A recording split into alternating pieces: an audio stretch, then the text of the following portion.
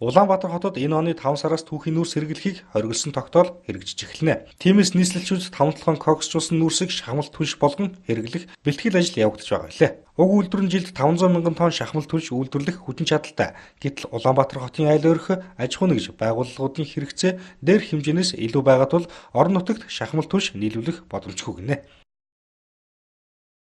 Манай орон нутгийн хэрэгцээ бол за нийт өрхөөр хороолын өрхөөр тооцох юм бол 34 мянган тонн шахмал түлш хэрэгтэй гэсэн тооцоо байгаа.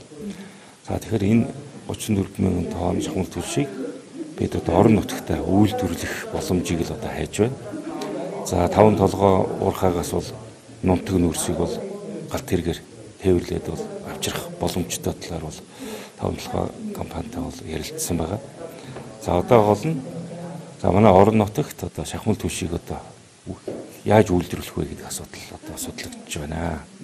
За энэтэй холбоотойгоор бол нэг иргэн, нэг аж ахуй нэгж бол шахмал түлшийг үйлдвэр байгуулъя гэсэн саналаа бол ирүүлсэн байгаа. За орон нутгаас харин дэмжлэг авах юм хүсэлттэй байхдаг.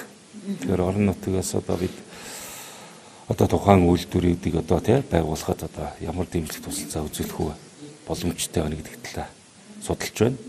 За ингээд хотын захирчийн ялганд бол ус даалгавар өгөгдсөн. Ингээд Улаанбаатар хотод байгуулагдсан тэр үйлдвэр шахмал түлшний үйлдвэрийг очиж танилцаад за манай энэ санал тавиад байгаа үйлдвэрүүдийг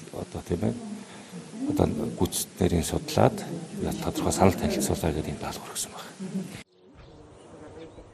Түүхийн нүүрсний хэрэглээг хориглож сайжруулсан шахмал түлшээр гэр хорооллын айл өрх аж ахуй нэгж байгууллагуудыг хангаснаар хорт тутааны ялгарл их хэмжээгээр буурч агаарын бохирдол эрс багасна хэмээн үзэж байгаамаа.